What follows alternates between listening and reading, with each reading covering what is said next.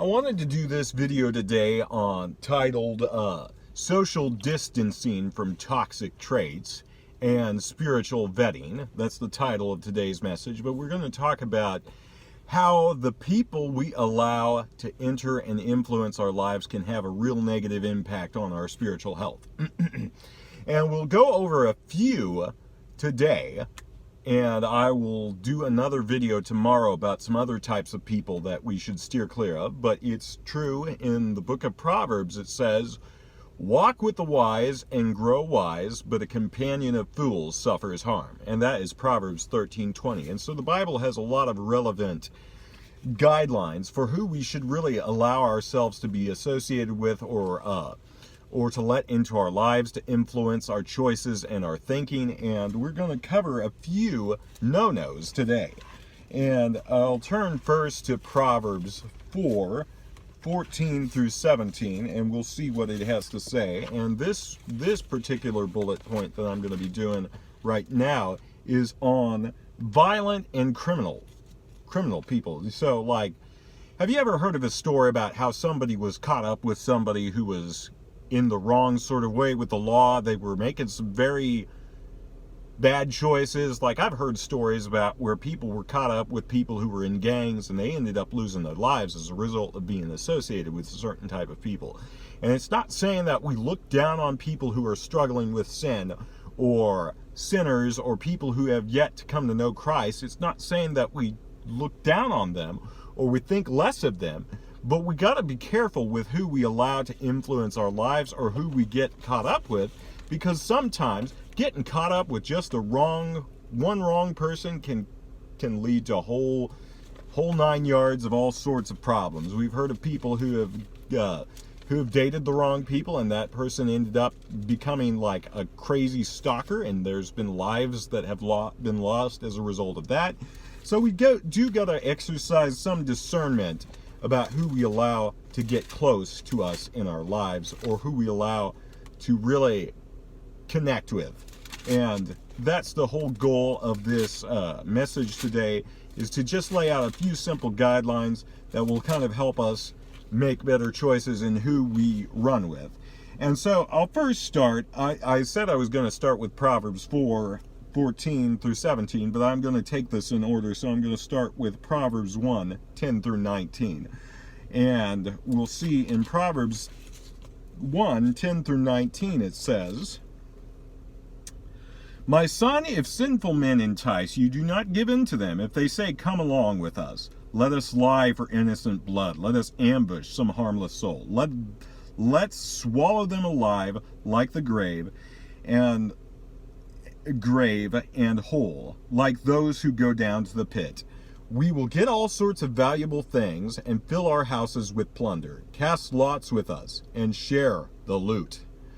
My son, do not go along with them, and do not set foot on their paths, for their feet rush into evil. They are swift to shed blood. How useless it is to spread a net where every bird can see it.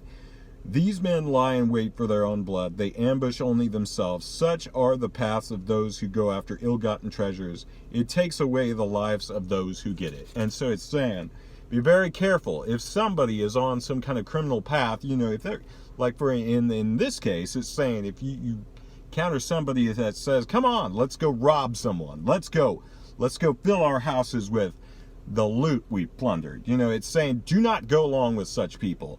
For in the end, they will be destroyed, and their destruction will be eternal. And also, not only that, getting caught up with those types of people, there are people who end up behind bars lifelong for things like that. They get caught up with the wrong people, and something goes amiss. Someone loses their life. Innocent blood is shed. It's saying just avoid those people. Now we're going to look at Proverbs 4:14 through 17, where it says, let me turn to it, Proverbs 4:14 through 17. It says, do not set foot on the path of the wicked, or walk in the ways of evildoers. Avoid it and do not travel on it. Turn from it and go your way. For they cannot rest until they do evil. They are robbed of sleep until they make someone stumble. They eat the bread of wickedness, and they drink the wine of violence. The path of the righteous is like the morning sun, shining ever brighter till full light of day.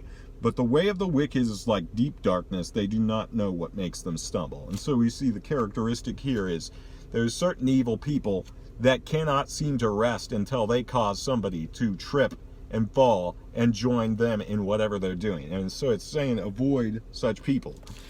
And so if we take another look at another type of person we got to be wary of, we got to be wary of someone who gossips a lot. Now this seems a little bit more tame than the first one we went over. After all, people say, well, sticks and stones can break my bones, but words can never harm me. But there is a lot of harm that can come from being associated with someone who's untrustworthy and cannot keep things confidential and cannot keep from just opening their mouth all the time to talk about others. There is a social element of danger in that, and it can cause a great deal of harm. Words are not harmless. Words can carry a tremendous amount of damage if we don't carefully use our words to be edifying, and we just talk about others and slander them. People have lost their reputations, their jobs over some false rumors and some stuff that, and even in some cases their lives over rumors, ugly rumors that have been made up that have just not been true, or somebody takes something someone says out of context and totally vomits it out. They hear it, they take it in through their ears, and they puke out whatever they heard, and by the time you puke something up, it doesn't even resemble what you first ate. That's kind of like a gossip. A gossip will take something you say, they'll swallow it, and it will come up like puke when they talk. And they'll like puke out whatever it is that you said, but it won't even resemble what at first you even said. They'll just bungle it. And it's not good to be around someone who talks about others behind their back, because of course if they're talking about others negatively, they'll probably do the same with you. Why would they just change their ways all of a sudden just because it's you that they're dealing with? So we'll go to Proverbs 20:19, where it says, we'll just turn there real quickly. In Proverbs 20:19, 19 says, a gossip betrays confidence, so avoid anyone who talks too much. There you have it. That's pretty straightforward, pretty simple.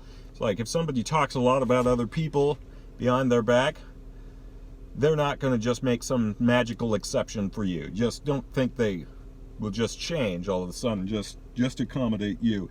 See, we'll go to Proverbs 16:28, where it says, okay, let's see. 16:28 says, a perverse person stirs up conflict, and a gossip separates close friends. And so we see there's some amount of perversity in gossip. And oftentimes we think of perversity as like a crude, vulgar mouth, someone who's talking about indecent, nasty things all the time. And that is definitely a form of perversity. That is for sure.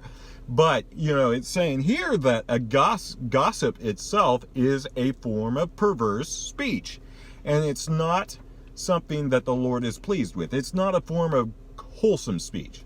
It's not wholesome. It's perverse. And it's perverse in a different sense than what we usually think of. Not crude, not vulgar, not sexually nasty or explicit or in that nature, but gossip is still a form of vulgar, crude, perverse speech. And so that's what we ought to try to avoid is, being that type of person ourselves and speaking evil about others or getting caught up with those types of people. And so we're going to take a look next at another type of person who loves to stir up trouble, who loves to stir the pot, someone who likes to create ruckus and dissension and controversy, and they like to add fuel to the fire. Let's just call this type of person the troublemaker, the instigator.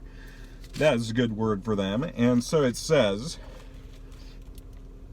first we'll start with verse 12 of Proverbs 6:12, and then we'll read down the line to verse 19, where it says, "A troublemaker and a villain who goes about with corrupt mouth, who winks maliciously with his eye and signals with his feet and motions with his fingers, who plots evil with deceit in his heart. He is always stirring up conflict. He always stirs up conflict. Therefore, disaster will overtake him in an instant. He will suddenly be destroyed without remedy." And then it goes on to say there are 6 things that the Lord hates, 7 that are detestable to him: haughty eyes, a lying tongue, hands that shed innocent blood, a heart that devises wicked schemes, feet that are quick to rush into evil, and a false witness who pours out lies, and a person who stirs up conflict in a community. And there's a type of person who loves to create mischief, who loves to start arguments, who loves to see people angry at each other. There are people out there that are sick like that like to see tension and hostility. They like to stir things up. And it says in actually Titus 3:10 not to deal with such a person like that. Titus 3:10, let's turn to it real quick. Gotta find it here in my Bible. I'm flipping all the way to the far side of the Bible, but we will get to it and we'll read over that. Titus 3:10 says, okay, 3:10, "Warn a divisive person once, and then warn him a second time. After that, have nothing to do with them. You may be sure that such people are warped and sinful and self-condemned." Ouch. Yeah, it says, give them a warning, and then warn them again, but after that, cut ties with them. And so, this is just the first part of our message today, but I hope you found it edifying. I will try to continue with the second part tomorrow. God bless.